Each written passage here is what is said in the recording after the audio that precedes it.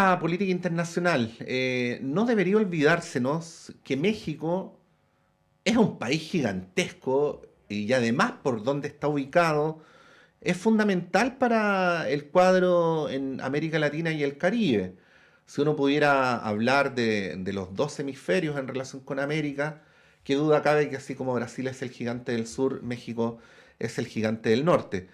Por eso es tan relevante lo que ha ocurrido ayer con el triunfo categórico de Claudia Sheinbaum, que si bien todavía no tiene el 100% del conteo de los votos, ya se podría decir que es categórico e irreversible. Queremos conversar a esta hora de la mañana con el académico del Instituto de Estudios Internacionales de la Universidad de Chile, el profesor Gilberto Aranda, sobre este tema. Gilberto, muy buenos días. Muy buenos días, Patricio. Qué placer estar con ustedes nuevamente. Saludos a las y los auditores de Radio Universidad de Chile. Sí, primero para tratar de entender, México tuvo durante casi un siglo gobiernos del PRI, ¿no? Al que se le llamó irónicamente la dictadura perfecta, ¿no? Luego tuvo un giro a la derecha con algunos presidentes de ese signo y se suponía que según la convención López Obrador habría sido algo así, Gilberto, como el primer presidente de izquierda de México en mucho tiempo.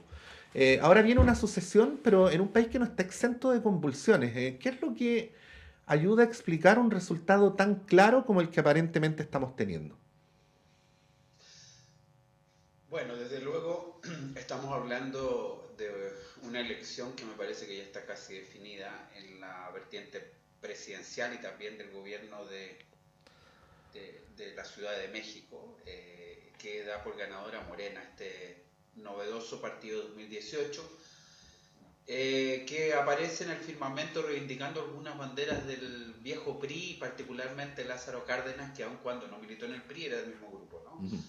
El PRI aparece el 46, pero de hecho el grupo que toma el control y crea esta institucionalidad partidaria es del 29 y llega al poder hasta el año 2000, donde se produce la primera transición a otro partido político, que es el PAN, ya una democracia liberal. Lo novedoso de Morena y particularmente Andrés Manuel López Obrador es que reivindican ese viejo PRI de los años 30, 40, Lázaro Cárdenas, insisto, no existía el PRI con ese nombre, pero era lo Ujú. mismo.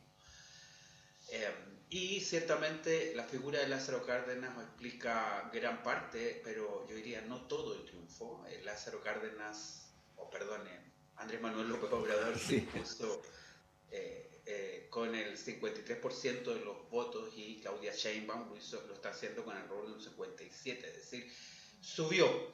Esto se explica tanto en la figura carismática de un gobierno contundente, ciertamente con visos populistas también, pero muy cercano a la gente, que es lo que trató de proyectar Andrés Manuel López Obrador, del incremento de una política de subsidios directos, de presencia mediática permanente de Andrés Manuel López Obrador, que deja muy bien puesta a su candidata heredera, que es Claudia Sheinbaum, y que esta mujer, por cierto, tiene un vuelo propio, se convierte en la primera mujer presidente en la historia de México, y estamos todas las expectativas a ver qué va a ocurrir.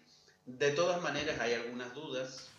Fue una elección, una mega elección, 98 millones de votantes registrados, 20.000 cargos públicos. Vamos a ver qué pasa en el Congreso. Eso puede ser un poco diferente a lo que estamos hablando, pero hay que mirarlo. Y ciertamente estamos en un contexto, además de donde la cuestión de la violencia se ha incrementado, más de 35 candidatos muertos en todo lo que fue la campaña y hasta el día de ayer, lo que habla también de un problema grave que aparentemente México se ha ido acostumbrando a convivir con este tipo de problemas. Sí, Gilberto, el presidente López Obrador, cuando asume, estaba enfrentado a una cosa que en otros gobiernos de izquierda de América Latina se han dicho, ¿no? Que es como el bloqueo del establishment, los condicionamientos mediáticos. Y López Obrador hizo algo que es muy extraño, ¿ah? Te lo pongo como un ejemplo de varias otras cosas, pero que es, para que no le marcaran la pauta a él, dar él puntos de prensa al inicio del día, todos los días, ¿no? Hubiera o no tormentas en el gobierno, hubiera o no problemas, todos los días antes de que hablaran todos los demás medios, él concurría a conversar con todos los medios de comunicación. En lo que se entendía era el propósito de que no se le arrebatara el control de la agenda al gobierno, ¿no? Te lo pongo como ejemplo, un cuadro más general, pero ¿qué nos dice esto sobre el manejo político, pero en una sociedad mediatizada como nosotras, como las nuestras, diría yo, manejo político mediático, ¿no? Del presidente saliente? Andrés Manuel López Obrador, quien participa en política, era militante del viejo PRI también.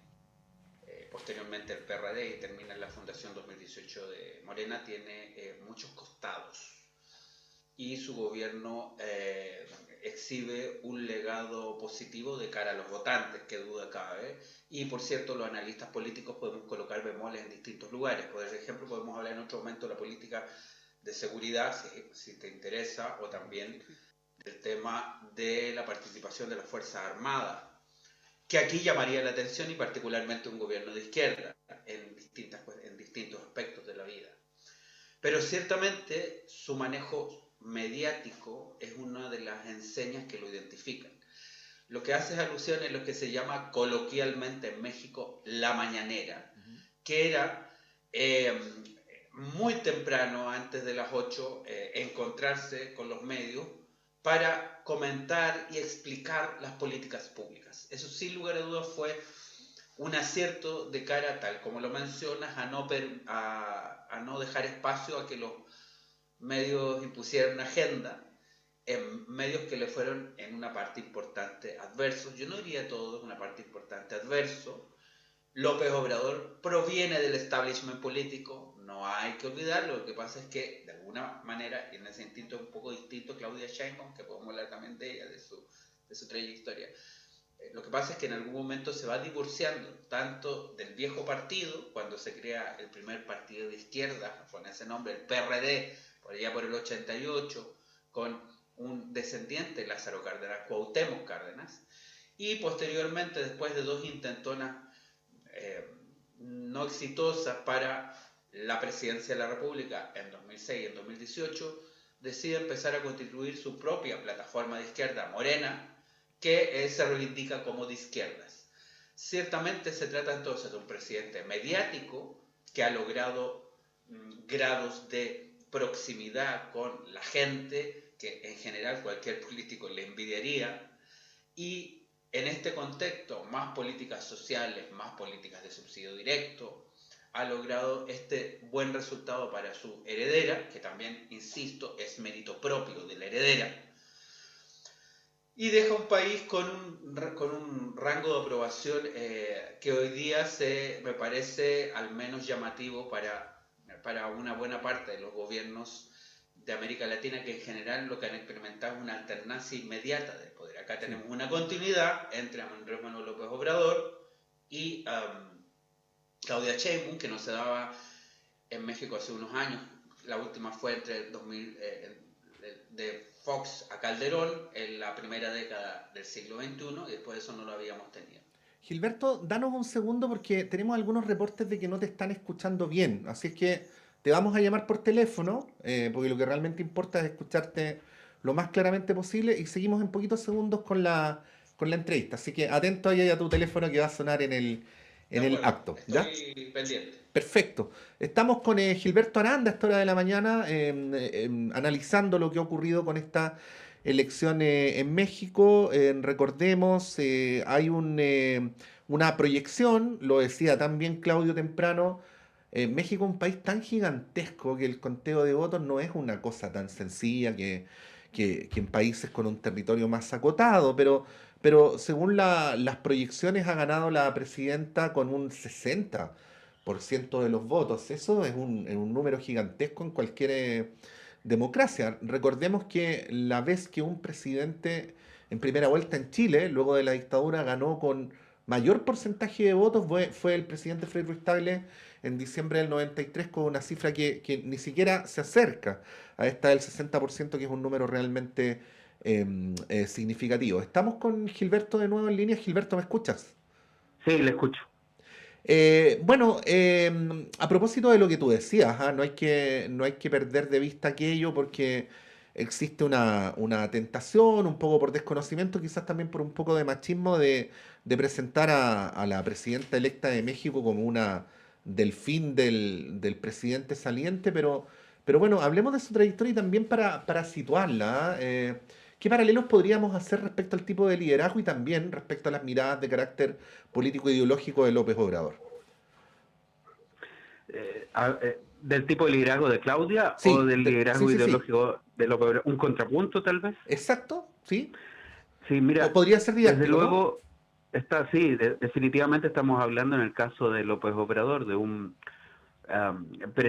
presidente, un liderazgo político que se vino forjando desde los 70, en algún momento hecho alusión del impacto que le causó en las aulas universitarias, incluso el golpe de Estado en Chile el año 73, y cómo hay un compromiso político de militancia con el Partido Revolucionario Institucional, ese partido que estuvo en el poder 71 años de la historia mexicana, para, a partir del año 88, divorciarse de dicha formación y concurrir con Cuauhtémoc Cárdenas a la formación del primer partido de izquierda en esa época, que era el Partido de la Revolución Democrática, el PRD.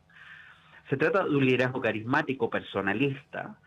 Esta es una de las dudas que podemos hablar, ¿no? De cuánto va a pesar en un futuro gobierno. Se supone que, según las leyes no escritas mexicanas, no debiera retirarse completamente, pero es una figura demasiado influyente. Él crea el año 2018 Morena, y a partir de eso también va incorporando una serie de figuras. Claudia Sheinbaum es de las personas que acompaña desde el año 2000 a Andrés Manuel López Obrador, pero que tiene una vida particularmente académica propia. Ella es doctora en física, que ya había tenía un liderazgo en las asambleas estudiantiles de la Universidad Nacional Autónoma de México, la UNAM, y que a partir del año 2000 le acompaña como la secretaria de Medio Ambiente del gobierno de la Ciudad de México. Ujú. El 2006 ya también aparece un eventual gabinete, y en el gabinete paralelo que arma Andrés Manuel López Obrador se retira un tiempo de la política hasta volver como delegada del gobierno de Taplán en Ciudad de México. Y ciertamente, insisto, se trata entonces de una heredera, pero que tiene una vida académica, un currículum sumamente voluminoso, propio, una mujer que ha destacado tanto en la academia como en la política, con experiencia. Eh, yo diría que tal vez el gran problema que tuvo fue el descarrilamiento, si lo voy a decir, del metro en Ciudad de México hace algunos años, donde según el informe técnico hubo responsabilidades compartidas, pero sin duda se trata de una figura que yo incluso diría que proviene de una izquierda más nítida. Sus padres eran militantes comunistas y ella muy tempranamente reconoce haber, como niña, haber visitado las cárceles a los dirigentes estudiantiles del movimiento del 68. Ujú. Por lo tanto, yo diría que es una mujer de izquierda, eh, pero al mismo tiempo muy pragmática, o al mismo tiempo muy pragmática. No tiene probablemente las dosis carismáticas de Andrés Manuel López Obrador, pero ciertamente todas las habilidades y destrezas que amerita el cargo de presidente de los Estados Unidos de México. Sí, se le describe como una dirigente muy sensible, ¿ah? O sea, es una mezcla bien extraña porque se habla de esta vertiente científica a la que tú hacías referencia, Gilberto, de lo cual los análisis deducen o dan cuenta de una trayectoria con una capacidad de planificación, con una capacidad de análisis racional, pero al mismo tiempo, claro, no es el tipo de carisma un poco grandilocuente de López Obrador, pero sí es ese carisma que hace que la gente la sienta como cercana. Parece que esa mezcla también, que no es tan habitual en la vida, y menos aún en la política, parece haberla distinguido también a propósito de cómo se ha ido perfilando su liderazgo. Desde luego, y desde ya decirte que logró más votos que el mismo López Obrador hace 6 años Mm. atrás. Logró, está logrando aparentemente entre 58 y 57% de los votos, frente al 53% de López Obrador, lo que habla incluso en crecimiento, que habla de ella y de alguna manera también del legado de López Obrador. Pero ciertamente es un perfil distinto, mucho más técnico, mucho más pragmático. Lidiar con la democracia y las instituciones mexicanas no es fácil. Se trata de un país enorme, con además 130 millones de habitantes y una buena parte adicionalmente al otro lado del Río Grande, al otro lado de la frontera, que está al lado de la primera potencia mundial, Estados Unidos, y por lo tanto tiene, podríamos decir, ese doble cariz. Por una parte, absolutamente enganchada a esa locomotora de Estados Unidos, y por otra, con una identidad latinoamericana fuerte, y sin lugar a dudas, todos esos elementos, el tema del narco en el propio territorio mexicano, la lucha contra el narco, hacen de esa presidencia un lugar muy complejo. López Obrador ha satisfecho hasta el momento a los electores en forma masiva, y las encuestas de simpatía hacia él, hacia el fin de su mandato, son muy altas. Vamos a ver qué pasa a futuro. Yo creo que un tema también interesante va a ser observar cómo se plasma esa relación entre Claudia Sheinbaum y su antecesor, López Obrador. Sabemos que en México dicen, en el firmamento no hay dos soles, solamente uno, no dos.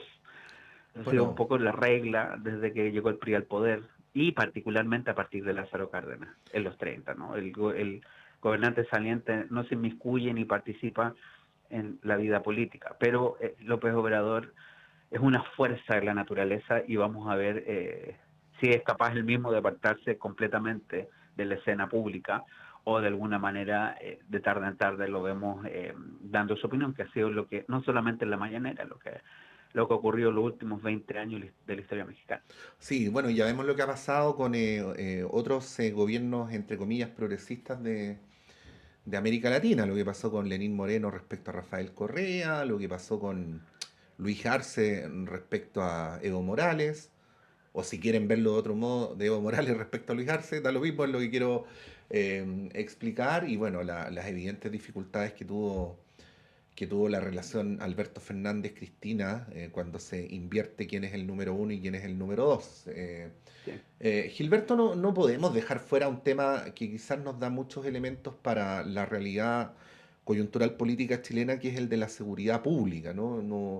No vamos a negar para efectos del análisis que la situación que le tocó enfrentar a los gobiernos de derecha en México a principios de este siglo era bastante más grave que la que aún hoy tenemos en Chile, pero esta idea de incorporar al ejército en lo que se llamó la guerra frontal contra el narcotráfico y el crimen organizado tuvo muchas consecuencias negativas, ¿no? Incluso algunos dicen que el país fue todavía más violento, todavía más corrompible, y que es, como dice la canción, un asunto que hay que pensarlo muy bien, ¿no? Y por el otro lado diría, y ahí ya te devuelvo la palabra, que siempre para los gobiernos de izquierda en América Latina al menos es una incomodidad qué hacer con el ejército en las tareas de orden público. Bueno, si algún distraído piensa que estoy hablando de Chile, no, porque estoy hablando de México, pero pero aprovechando que estamos acá porque podemos hacer ahí algunos paralelos. ¿Cómo ves ese tema en relación a la presidenta entrante y también respecto a lo que han sido estos 6 primeros años de Morena en el gobierno? Bueno, responsabilizar del origen del involucramiento de las Fuerzas Armadas a López Obrador sería demasiado, Ujú. porque tal como lo señala, hay un plan Mérida hacia finales del siglo XX y particularmente principios del siglo XXI más bien, que significa un total compromiso no solo con el esquema de Estados Unidos de enfrentamiento al narcotráfico, sino con el involucramiento creciente de las Fuerzas Armadas eh, eh, de México en la lucha contra el narco. Eso es muy anterior a López Obrador, y más bien lo único que podríamos decirles es que después de una campaña durante años criticando aquella política, pues lo que hizo una vez alcanzado el poder fue confirmarla. Ujú. Eso también significa que un buen político es aquel que también sabe cuándo cambiar, ¿no? Eso también puede ser leído a la luz de la política chilena Sí. y latinoamericana, ¿no? Lo que pasa es que tú me estás preguntando un tema específico y yo tengo que decirle a las y los auditores que la participación de las Fuerzas Armadas de México excede, y eso sí tiene un cuño en López Obrador, excede las funciones de seguridad. Porque tenemos a las Fuerzas Armadas participando en construcción y administración del Tren Maya, en labores portuarias, en todo lo que sea eh, el tema de administración portuaria. Es decir, ha crecido mucho la influencia de las Fuerzas Armadas en México, y eso también es un tema de discusión de cientistas políticos, politólogos, etcétera, pero que sin lugar a duda también debe ser un tema de la ciudadanía.